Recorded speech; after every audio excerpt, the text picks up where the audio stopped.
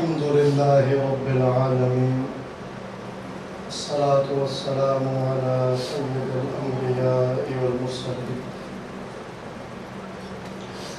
وعلى آله وأصحابه وأهل بيته أجمعين.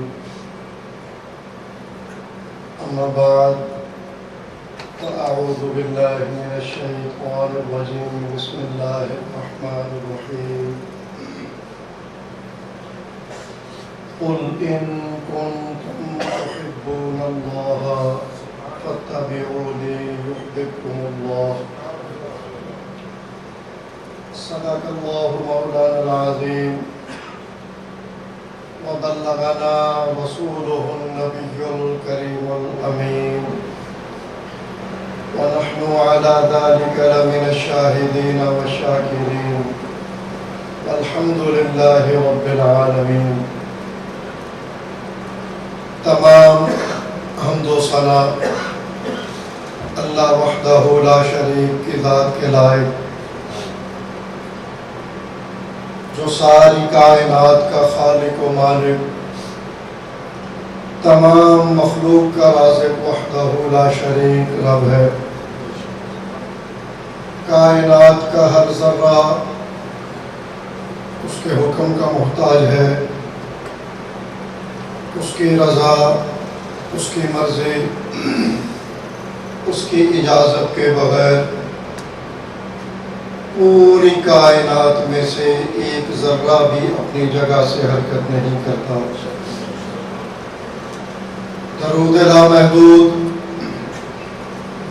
تاجدار عرب و عجم، تاجدار انبیاء، محبوب کبریا، آقا نعمت صلی اللہ علیہ وسلم، آپ کی بارگاہ گوہر بار میں آپ کے صدقے، آپ کے توسل سے اللہ رب العزت نے اس پوری کائنات کی تخلیق فرمائی. الحمدللہ، اللہ رب العزت کا ہم پہ بڑا احسان اور کرم ہے کہ خالق ارض و سما نے ہمیں اپنے محبوب کا امتی پیدا فرمایا. اگرچہ انبیاء کی صف میں میرے آقا کی جلوہ گری سب سے آخر میں ہے، اس میں بھی بہت ساری عظمتیں پنہا ہیں کہ اللہ تبارک و تعالی نے جس نبی کا ہم کلمہ پڑھتے ہیں انہیں خاتم النبیین کا تاج پہنا کے دنیا میں مبعوث فرمایا. اور اگر غور کیجئے تو انبیاء جیسے جیسے دنیا میں جلوہ گر ہوئے، تشریف فرما ہوئے، ہر نبی نے اپنے زمانے میں اپنی امت کے سامنے اس نبی کی عظمت کا بیان کیا. جیسے کوئی محفل میں صدر محفل آنا ہو تو آنے سے پہلے کئی خطبہ اس کا تعارف پیش کرتے ہیں کہ اب ہمارا آج فلاں مہمان اس محفل میں تشریف لانے والا ہے، اس کی یہ خوبیاں ہیں، یہ اس کی عظمت ہے، یہ اس کے اختیار ہیں، یہ اس کی شان ہے، تعارف کرایا جاتا ہے. تو میرے آقا کو سب سے آخر میں دنیا میں جلوہ گر کرنے کا ایک آپ کی عظمت کا پہلو یہ بھی ہے کہ جتنے بھی انبیاء پہلے آئے، جتنے بھی رسول پہلے تشریف فرما ہوئے، سب کا زمانہ الگ الگ ہے، مگر ہر نبی نے اپنے زمانے میں، اپنے عہد نبوت میں، اپنے زمانہ رسالت میں اپنی امت کے سامنے احکام بھی بیان کیے جو اللہ رب العزت کے ارشاد فرمودات تھے وہ بھی بتائے، عبادات کا حکم بھی دیا، اس کا تعارف بھی کرایا، طریقہ بھی بتایا، اور ساتھ ساتھ نبی آخر الزمان جس نبی کا ہم کلمہ پڑھتے ہیں آپ کی عظمت کا بیان ہے. تو کہ دنیا کو پتہ چلے کہ جس نے سب سے آخر میں آنا ہے سب سے اعلیٰ شان کا مالک وہی ہے۔ اسی لیے میرے آقا، سب نبی پہلے آئے اپنے اپنے زمانے میں، ہر نبی کا شان اللہ رب العزت نے جدا فرمایا، ہر رسول کو اللہ رب العزت نے عظمتوں سے شانوں سے نوازا، مگر جو عظمت، جو شان، جو مرتبہ، جو مقام، جو عزت، جو اختیار، جو عظمت اللہ نے اپنے محبوب کو عطا فرمائی کسی اور نبی کے حصے میں نہیں۔ اللہ تبارک و تعالی نے قرآن پاک میں ارشاد فرمایا، ویسے میرا آج میں تقریر کرنے کے لیے ابھی راستے میں مفتی صاحب کا حکم ہوا مجھے کہ آپ نے گفتگو فرمانی ہے، میں نے کہا جی میں تو آپ کی گفتگو سننے کے لیے آ رہا ہوں۔ یہ اس دفعہ اتفاق سے 2 جمعے یہاں پہ قیام کے دوران آ گئے، عمرہ سے واپسی تھی اور واپسی پہ یہاں بس قیام کچھ دوستوں کی تمنا بھی تھی، رک گیا، ورنہ وہاں پیچھے مصروفیت بڑی ہوتی ہے اور معاملات۔ تو یہاں جب میں آتا ہوں تو میری خواہش ہوتی ہے کہ مفتی صاحب ان کے ملفوظات، اور یہ علمی شخصیت ہے الحمدللہ اور اہل سنت میں یہ سرمایہ ہے، اور اللہ تبارک و تعالی نے بڑی خوبیوں سے، بڑی اللہ رب العزت نے ان کو نوازا ہے، تو میری تمنا ہوتی ہے کہ ان کے سامنے زانوں میں تلمس دراز کریں، کچھ نہ کچھ گوہر ان سے، ان کی گفتگو سے حاصل کریں، مجھے تو بڑا فائدہ ہوتا ہے۔ یہ آپ لوگوں کی بڑی خوش نصیبی ہے، یہ جگہ تو بڑی چھوٹی ہے، مسجد چھوٹی سی ایک کمرے میں بنی ہے، ان کے شایان شان نہیں، ان کی گفتگو سننے کے لیے تو واقعی لوگ جو ہیں وہ ان کے دل کی تمنا ہوتی ہے۔ تو میں بھی یہی، مگر ان کا حکم ہوا کہ نہیں آپ نے گفتگو فرمانی ہے، میں نے کہا چلیں ٹوٹے پھوٹے الفاظ جو ہیں۔ تو عرض کر رہا تھا کہ اللہ تبارک و تعالی نے قرآن مجید فرقان حمید میں ارشاد فرمایا کہ میرا قرب تمہیں کیسے ملے گا۔ ہر چیز کا کوئی طریقہ ہوتا ہے، کسی نہ کسی چیز کے حصول کے لیے کوئی رستہ ہوتا ہے، کوئی طریقہ اختیار کرنا ہوتا ہے۔ آج لوگ، ہر بندے کی تمنا یہی ہے کہ قرب خدا مل جائے، جو بھی جماعت ہے بات یہی کرتی ہے قرب خدا کی، اور اسی کی آڑ میں آگے گستاخیاں اور دیگر معاملات جو وہ کرتے ہیں۔ اللہ تبارک و تعالی جو کائنات کا خالق ہے، جس کی محبت اصل دنیا کی زندگی کا مقصد ہے، اس کا حصول، تو اللہ فرما رہا ہے کہ میری محبت تمہیں کیسے ملے گی، میں تمہیں بتاتا ہوں۔ فرمایا قل ان کنتم تحبون اللہ، اور یہ ہر مومن کی تمنا بھی ہے کہ اللہ کی محبت مل جائے، اللہ راضی ہو جائے، اللہ رب العزت سے اس کی محبت جتنی کامل ہوگی اتنے درجے بلند ہوں گے۔ اولیاء اللہ جو ہے ان کو یہی نعمت باحثہ کثرت ملی ہوتی ہے، اسی نعمت کے سبب، اور اس نعمت کو پانے کے لیے فرمایا اگر اس نعمت کو پانا ہے تو پہلے میرے محبوب کی محبت جو ہے اس کو حاصل کرو۔ حضور مجدد الفسانی شیخ احمد سرہندی بڑی عظیم ہستی ہوئی بر صغیر میں، آپ کا پاک و ہند میں بڑا نام ہے اور آپ کا بڑا احسان بھی ہے۔ آپ اپنے زمانے کے مجدد ہیں اور 1000 سال کے مجدد ہیں، اور 1000 سال کے مجدد جو ہے اس کے لیے آقا علیہ الصلوۃ والسلام نے پہلے بھی اپنے زمانے میں ارشاد میں فرما دیا تھا کہ وہ بڑی عظمت والا ہوگا۔ آپ کی بڑی شان ہے، آپ نے آقا علیہ الصلوۃ والسلام، آپ کی ذات مقدسہ کی محبت کا درس ہمیں کیسے دیا۔ فرمایا کہ میں تو اللہ کو بھی اللہ اس وقت پہچاننے لگا جب رسول اللہ کی زبان سے مجھے پتہ چلا کہ اللہ ہے، یعنی کہ مجھے اللہ کا پتہ بھی رسول اللہ کی زبان سے چلا ہے۔ یہی رستہ ہے جو اللہ کا پتہ دیتا ہے، اس رستے کو لوگوں کو بھی چھوڑنا نہیں۔ آج تو لوگ بات کرتے ہیں کہ اس رستے کی ضرورت نہیں، جبکہ جتنے اولیاء اللہ گزرے، آئمہ گزرے، محدثین گزرے، مفسرین گزرے، جتنے بھی آئمہ گزرے، انہوں نے یہی درس دیا کہ اگر اس ذات تک پہنچنا ہے تو رسائی اس ذات کے ذریعے ہوگی۔ اسے چھوڑو گے تو اس تک پہنچنا تمہارے لیے ممکن نہیں ہے، پہلے اس تک پہنچو، اور یہی درس قرآن کا ہے۔ یہ اللہ بھی ارشاد فرما رہا ہے، فرمایا اگر میری محبت چاہتے ہو، قل ان کنتم، فرمایا محبوب انہیں بتا دیجئے، ان کنتم اگر یہ چاہتے ہیں تحبون اللہ، کہ اللہ سے یہ محبت کریں، فاتبعونی، محبوب یہ تیری اتباع کریں.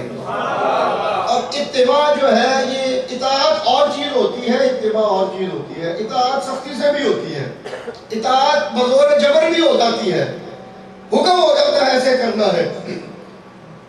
حاکم وقت حکم دے دیتا ہے کہ یہ معاملہ ایسے کرنا ہے، ہمارے مزاج کے مطابق ہو یا نہ ہو، حکم آ جاتا ہے، کرنا ویسے ہی پڑتا ہے. اطاعت جو ہے اس میں پیروی کی جاتی ہے محبت سے، اور اس میں محبت پہلے ہوتی ہے. محبت اتنی کامل ہو جاتی ہے کہ بندے کا دل چاہتا ہے کہ جو میرا محبوب ہے جیسے اس نے کیا ہے ویسے ہی میں کروں. حضور میاں صاحب رحمۃ اللہ تعالی علیہ، میرے جد امجد میاں شیر محمد شرف پوری رحمۃ اللہ تعالی علیہ، آپ کا اس سلسلے میں معمول یہ تھا کہ آپ کوئی بھی کام ایسا نہیں فرماتے تھے کہ جو سنت سے ثابت نہ ہو جائے کہ آقا علیہ الصلوۃ والسلام نے وہ کام کیسے کیا ہے. یہ آپ کا خاصہ تھا آپ کی ذات کا. تو آپ نے بھی ہمیں یہی درس دیا کہ اس ذات تک پہنچنے سے پہلے اس ذات تک پہلے پہنچو. ان کی پیروی کرو گے تو ان کی اطاعت کرو گے، ان سے محبت کرو گے، ان کی اتباع کرو گے تو اس ذات تک پہنچنا تمہارے لیے آسان ہو جائے گا. یہ شیخ کامل کا ایک طریقہ ہوتا ہے. تو عرض کر رہا ہوں کہ اللہ پاک نے فرمایا فَاتَّبِعُونِی، محبوب یہ پہلے تجھ سے محبت کریں، تیری اتباع کریں. اور یہاں پہ دیکھیے کہ یہ آج لوگ زبان دراز اتنے ہیں کہ زبان درازی کرتے ہیں انبیاء کی توہین میں، انہیں سمجھ ہی نہیں آتی کہ وہ کیا کیا زبان سے لفظ نکال رہے ہیں، جبکہ یہ نازک اتنا معاملہ ہے. اس کا تو قرآن پاک کے آغاز میں بتا دیا گیا کہ یہ وہ ہستیاں ہیں ان کے متعلق زبان سے الفاظ لفظ بھی نکلے تو سوچ کے ساتھ نکلے. دیکھیے پہلا پارہ چوتھا رکوع اگر پڑھے تو اس میں آداب انبیاء اس کا ذکر ہو رہا ہے. سب سے پہلے جس سے تاج نبوت سے نوازا گیا، جسے اللہ رب العزت نے اپنے دست قدرت سے تخلیق فرمایا، جناب آدم علیہ السلام. آپ کی تخلیق کے مراحل جو ہیں ان کا ذکر ہے اور کثرت سے بڑی تفصیل سے ذکر ہے. اللہ پاک نے جس وقت جناب آدم علیہ السلام کی عظمت ملائکہ کے سامنے ظاہر فرمائی، اور وہ عظمت دینے والی ذات کون ہے؟ وہ شان دینے والی ذات خدا کی ذات ہے. یہ تو ملائکہ نے بھی کہا نا ہمیں اتنا ہی شان ملا جتنا اے مالک آپ نے پسند فرمایا، ان کا شان آپ نے زیادہ بڑھا دیا. بات لمبی ہے، میں صرف اشارہ کر کے موضوع کی طرف آنا چاہتا ہوں. تو جب وہ عظمت کا اظہار ہو گیا ان کے سامنے، جب جناب آدم علیہ السلام آپ کی شان کو اللہ نے ملائکہ کے سامنے ظاہر فرما دیا. اب یہاں پہ ایک بڑا نفیس نکتہ ہے جو دیکھنے والا ہے کہ جناب آدم علیہ السلام صفی اللہ ہے، بڑی شان کے مالک ہیں، مگر حبیب اللہ سے مقام میں کم ہیں. حبیب اللہ کا شان سب سے زیادہ ہے، جناب آدم بڑی شان والے. اللہ رب العزت نے بتا دیا کہ جس کو میں تاج نبوت عطا فرماتا ہوں اس کو اپنے جیسا نہ جاننا. ملائکہ بھی اس کے سامنے سر جھکا دیتے ہیں کہ اے خالق، جس کو تو نے نبوت کی شان اور عظمت سے نوازا ہے اس کا شان ہم سے بھی بلند فرما دیا. بات تو شان کی ہے، آج لوگ کہتے نہیں سب ایک جیسے ہیں. ایک جیسا والا معاملہ قرآن و حدیث میں کہیں بھی نہیں ملتا. ایک بھی پیغام مجھے قرآن کے ایسا دکھا دیجئے جس میں یہ پیغام ثابت ہو رہا ہو کہ کوئی فرق نہیں ہے. اللہ رب العزت نے تو یہاں پہ بھی بتا دیا کہ وہ جماعت ملائکہ جس کو علم غیب کی عظمت سے بھی اللہ نے نوازا، وہ ملائکہ جو قرب خداوندی کے ہر وقت قرب میں رہتے، قرب خداوندی کی نعمت سے جو مالا مال تھے، جو اللہ رب العزت سے انتہائی قریب تھے، جو ہر وقت اس کی تسبیح اور حمد بیان کرتے تھے، جن کو اللہ رب العزت نے عظمتوں سے نوازا، انہوں نے بھی سر جھکا دیا کہ مولا یہ جو تاج نبوت پہن کے آیا ہے اس کا شان ہم سے زیادہ. اب قرآن کا پیغام تو یہ ہے کہ ملائکہ سے بھی زیادہ عظمت کے مالک ہیں جناب آدم علیہ السلام، اور یہ ایک تفصیل ہے. اور سب انبیاء میں سب سے زیادہ عظمت کے مالک ہیں میرے آقا. یہ جو کہا جاتا ہے برابری والا معاملہ، یہ قرآن و حدیث میں کہیں نہیں آیا. بہرحال جس وقت عظمت ظاہر ہو گئی اب دوسرا حکم آیا، فرمایا جس کی عظمت میں بلند کروں، جس کو میں شان والا بناؤں، جس کو میں عزت والا بناؤں، اس کی عزت تم سب پہ بھی واجب ہے، کرو اس کی عزت۔ اور حکم ہو گیا وَإِذْ قُلْنَا لِلْمَلَائِكَةِ اسْجُدُوا لِآدَمَ۔ یہ ادب کا سب سے احسن انداز اس وقت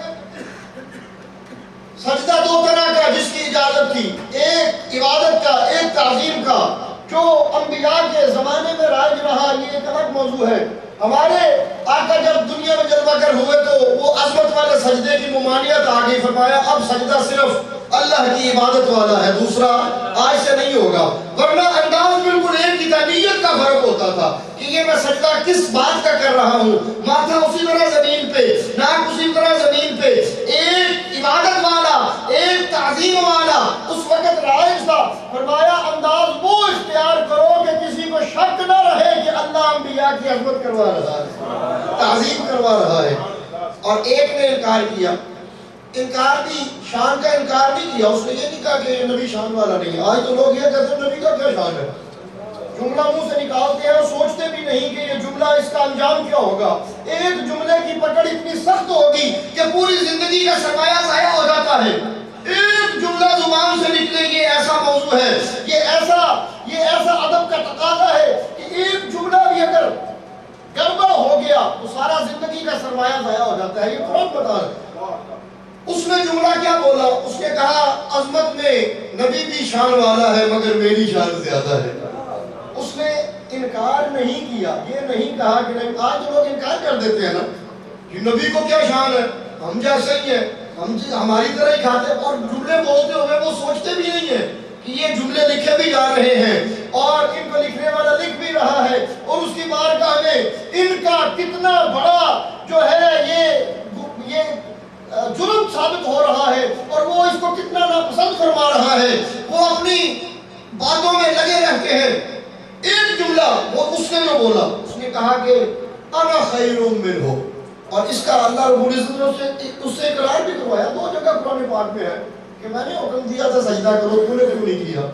میں نے کہا تھا اس کی عزت کرو، اس کی تعظیم کرو، اس کا ادب کرو، اس کا احترام کرو، میں کہہ رہا تھا، تمہیں کیا تکلیف ہوئی، تو نے کیوں نہیں کیا؟ جبکہ خالق میں ہوں، مالک میں ہوں، بنانے والا میں ہوں، عظمتیں دینے والا میں ہوں، شان دینے والا میں ہوں، عزت دینے والا میں ہوں، اختیار دینے والا میں ہوں، غیب کی خبریں دینے والا میں ہوں۔ میں جسے چاہتا ہوں، جتنی چاہتا ہوں دیتا ہوں، ان کی عظمت کو بلند فرماتا ہوں، تمہیں کیا مسئلہ ہوا، تم نے کیوں اس کی تعظیم نہیں کی؟ تو اس نے کہا نہیں، میرا خیال یہ ہے کہ میرا شان اس سے زیادہ ہے۔ اس نے یہ آدم علیہ السلام کے شان کا مکمل انکار نہیں کیا۔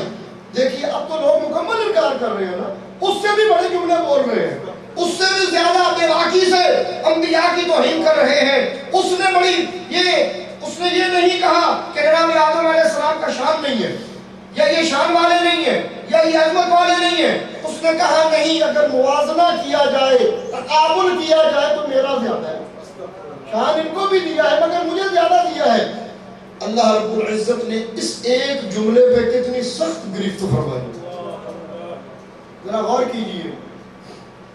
ہم بھی، اور یہ قرآن پاک کے آغاز میں سورہ بقرہ کے 4 رکوع میں آپ احباب ضرور اس رکوع کو با ترجمہ اور تفسیر سے پڑھیے، ضرور پڑھنا چاہیے، یہ بڑی چیزیں واضح کرتا ہے۔ اس میں شروع میں بیان فرما دیا کہ یہ موضوع ایسا ہے، اس پہ زبان درازی خالق کو پسند نہیں ہے، اور اس کی سزا کتنی ہے، سزا کا تعین بھی فرما دیا۔ بڑھ بھی سکتی ہے، کم نہیں ہو سکتی، کم نہیں ہو سکتی، بڑھ سکتی ہے، کیونکہ کم ہونے کا تصور تب ہوتا کہ اگر اسے معافی ہو جاتی۔ فرمایا نہیں، قیامت تک تجھے معافی نہیں ملے گی، اس جرم کی تجھے معافی نہیں ملے گی۔ یہ جرم تو نے ایسا کیا ہے کہ یہ مجھے اتنا ناپسند ہے کہ مجھے تیرے سجدوں کی ضرورت نہیں ہے۔ میں تیرے سجدوں کا، وہ جس کے متعلق مفسرین نے لکھا کہ 6 لاکھ سال تک اس نے بے ریا اللہ کی عبادت کی، وہ جس نے زمین کا کوئی 1 انچ ایسا نہیں جہاں پہ سجدہ نہ کیا۔ ہماری عمر کتنی ہے؟ کوئی بندہ بڑا خوش نصیب ہو 80 سال کی عمر کو پہنچتا ہے، بڑے کم ہیں جو 90 سال کی عمر کو پہنچے۔ اگر ایک بندہ والدین نیک ہیں، صحبت اچھی ملی، بچپن سے ہی نیک نمازی، 80 سال عمر ہے، 10 سال کی عمر میں نماز فرض ہوتی ہے، تو کتنے سال اس نے عبادت کی؟ 70 سال۔ اگر وہ 100 کو پہنچا، شروع سے نصیب اچھا، خوش نصیب ہے، ماں باپ نیک ہے، اللہ اور اللہ کے رسول کی محبت کا درس دیا، شروع سے بچپن سے ہی بچے کو نماز کی طرف باپ لے کے گیا، 100 سال عمر ہوئی، کتنی عبادت ہوئی؟ 90 سال۔ اس نے کتنی کی؟ 6 لاکھ سال۔ 90 سال اور 6 لاکھ سال کا موازنہ ہے آپس میں؟ 6 لاکھ سال بے ریا عبادت، اور اس عبادت میں خلوص بھی تھا، اللہ سے وہ مخلص تھا۔ دیکھیے وہ اللہ سے، یہ نہیں اس کا معاملہ ایسا کہ وہ اللہ سے بھی کوئی اس کے دل میں کوئی معاملہ گڑبڑ تھا، نہیں، وہ بالکل خلوص سے اس کی اللہ کی عبادت بھی کرتا تھا، اس کے سامنے سجدہ ریز بھی ہوتا تھا، اس کا ذکر بھی کرتا تھا۔ لوگ سمجھتے ہیں بس اتنا کافی ہے، اتنا کافی نہیں ہے، ایک جملے میں وہ سارا معاملہ اس کا ختم کر دیا۔ اتنا صرف اس نے کہا انا خیر منہ، قرآن ہے، کہنے لگا میرا شان زیادہ ہے، میں بہتر ہوں۔ فرمایا بس ایک جملے کی اتنی سخت گرفت ہے کہ قیامت تک تجھے نشان عبرت بناؤں گا، تاکہ پتہ چل جائے کہ گستاخ کا اللہ رب العزت کی بارگاہ میں کیا انجام ہے اور اس کی سزا کیا ہے۔ فرمایا فخرج انک رجیم، نکل جا، تو جہنمی ہے، لعنتی ہے، تیرا اب میرے ساتھ کوئی تعلق نہیں ہے۔ 6 لاکھ سال جو اس نے سجدے کیے، انہوں نے فائدہ دیا؟ نہیں دیا۔ کیوں نہیں دیا؟ کہ انبیاء جن کو اللہ نے پوری مخلوق میں سب سے زیادہ شان والا بنایا، ان کی شان کو اگر دل ذرا بھی تنگی محسوس کرے ماننے میں، تو یہ سجدے بیکار ہیں۔ سجدے اسی وقت سجدے ہیں جب وہ قبول بھی فرمائے مالک۔ اگر مالک قبول نہیں فرما رہا تو پھر سجدہ کس بات کا؟ اگر عبادت کی، نماز پڑھی، ادھر قبولیت تو نہیں پہنچی، اس کا کوئی فائدہ نہیں۔ اگرچہ یہاں پہ پتہ نہیں چلتا کہ کون سی نماز قبول ہوئی کون سی نہیں ہوئی، مگر اس معاملے میں واضح فرما دیا، فرمایا تیرے منہ سے ایک جملہ بھی انبیاء کے متعلق توہین والا نکل گیا، تیری ساری زندگی کی جو عبادت ہے اس پہ اترانا نہیں، اس پہ فخر نہیں کرنا، اس پہ یہ نہیں کہنا کہ میں نے نمازیں بڑی پڑھی، تبلیغ بڑی کی، میں نے یہ کام بڑا کیا، جہاد بڑا کیا، میں نے سجدے بڑے کیے، خیرات بڑی کی۔ فرمایا یہ ساری باتیں ختم ہو جائیں گی اگر اس جماعت کی عزت اور تکریم میں تو نے رتی برابر بھی کمی کی۔ دیکھیے کتنا سخت، اور اسے نشان عبرت بنایا۔ وہ نشان عبرت ہمارے سامنے ہے، اس کے باوجود ہماری ہمت کہ اس نے تو جملہ چھوٹا بولا، آج تو بڑے بڑے جملے بولے جا رہے ہیں۔ معاذ اللہ، پچھلے جمعے مفتی صاحب فرما رہے تھے جیسے اب اس طرح کے جملے بھی بولے جا رہے ہیں کہ تم میں اور ہندوؤں میں کیا فرق ہے، وہ کھڑی مورتی کی پوجا کرتے ہیں، تم لیٹی مورتی۔ استغفر اللہ، مورتی کسے کہتے ہیں؟ بت کو۔ تو رسول اللہ کو بت کہا جا رہا ہے، اللہ کے ولیوں کو بت کہا جا رہا ہے، اس سے بڑا کوئی گستاخی والا جملہ ہے؟ ذرا توجہ کیجئے۔ اور پھر ہم کہتے ہیں نہیں جی وہ تو دین سکھاتے ہیں، دین تو وہیں سے چلا ہے، جہاں سے چلا تھا، اگر وہاں پہ قابض کوئی اور ہو گیا تو اب وہ دین والے تو نہ رہے۔ دیکھنا تو یہ ہے، کبھی ہسٹری بھی پڑھا کرو، تاریخ بھی پڑھا کرو۔ عرض کرنے کا مقصد یہ ہے کہ اب اس سے بڑا جملہ توہین کا بھی کوئی ہوگا، اور اس طرح کے جملے بھی کہ یہ جی صنم اکبر ہے، اور اس طرح کے رسول اللہ صلی اللہ علیہ وسلم کی بارگاہ میں اور آپ کے روضہ پاک کے متعلق جملے جو لوگوں نے سنے۔ بہرحال عرض کرنے کا مقصد یہ ہے کہ یہ بڑا نازک موضوع ہے، اس میں ذرہ برابر بھی لغزش ہو جائے تو پوری زندگی کا سرمایہ ضائع۔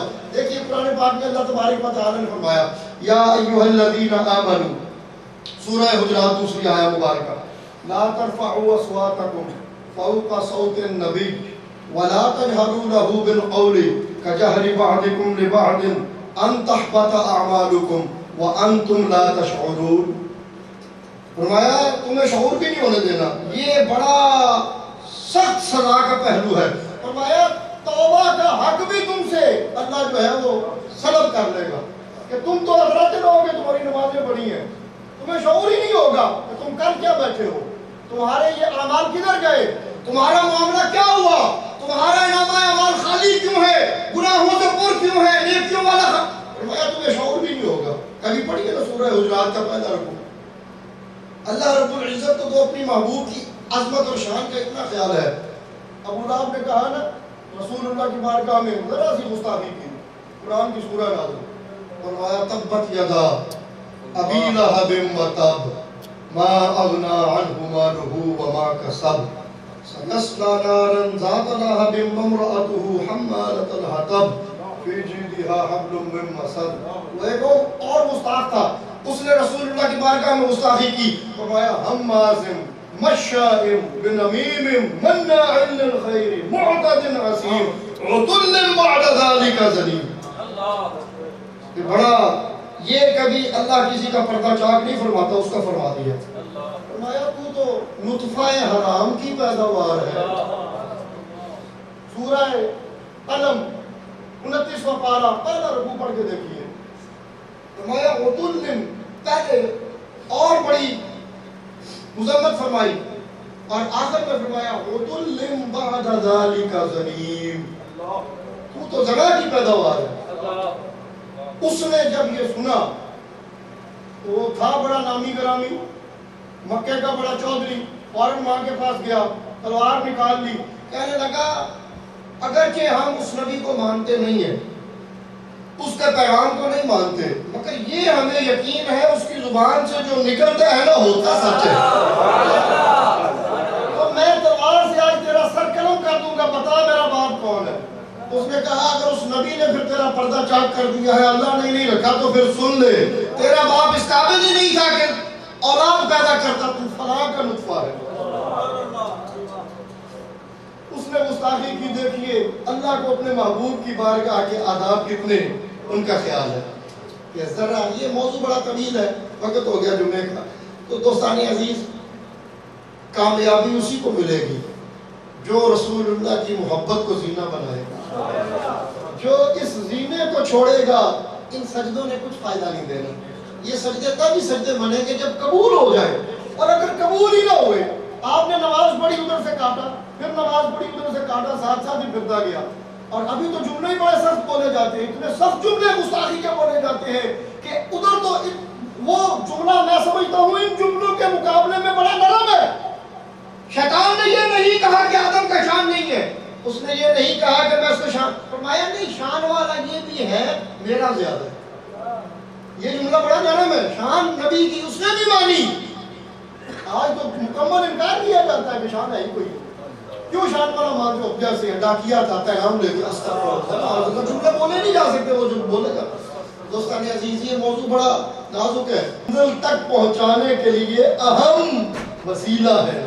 اس وسیلے کو چھوڑے بغیر اس منزل تک پہنچنا ممکن نہیں. اللہ رب العزت یہ ٹوٹے پھوٹے الفاظ جو آپ کے سامنے بیان کیے اللہ قبول فرمائے.